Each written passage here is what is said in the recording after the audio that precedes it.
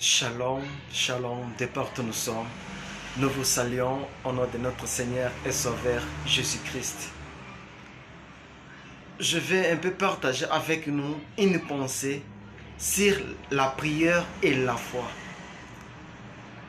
Dans le livre d'Hébreux, l'épître de Paul aux Hébreux, chapitre 11, le verset 6e, qu'est-ce que la Bible nous dit? Or, sans la foi, il est impossible de lui être agréable, car il faut que celui qui s'approche de Dieu croit que Dieu existe et il est le rémunérateur de ceux qui le cherchent.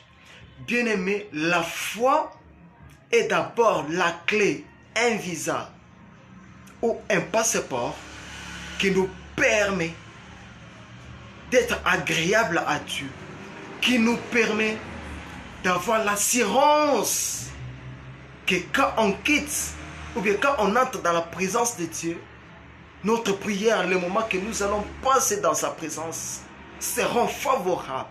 Sans la foi, tu ne peux rien faire. Sans la foi, tu ne peux pas posséder quelque chose. Car la foi est un moyen qui nous permet de posséder le monde invisible, les ramener dans le monde visible. La Bible nous dit, la foi est une ferme assurance des choses qu'on espère et la démonstration de celles qu'on ne voit pas. Pour l'avoir possédée, les anciens ont béni leur génération future. Alléluia. C'est pourquoi je suis venu aujourd'hui te parler de la prière et de la foi. La prière sans la foi, elle est stérile. Elle ne produira rien.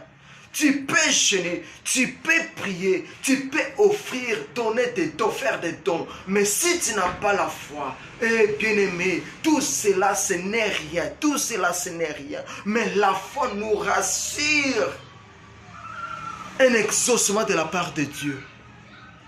La foi nous rassure une réponse de la part de Dieu. Oh, alléluia. Un jour, Moïse devant la mer Rouge, comme il avait la foi, comme il était donc rassuré qu'il est devant ses grands dieux. Et avec la foi, il a tendu le bâton et la mer Rouge s'est séparée.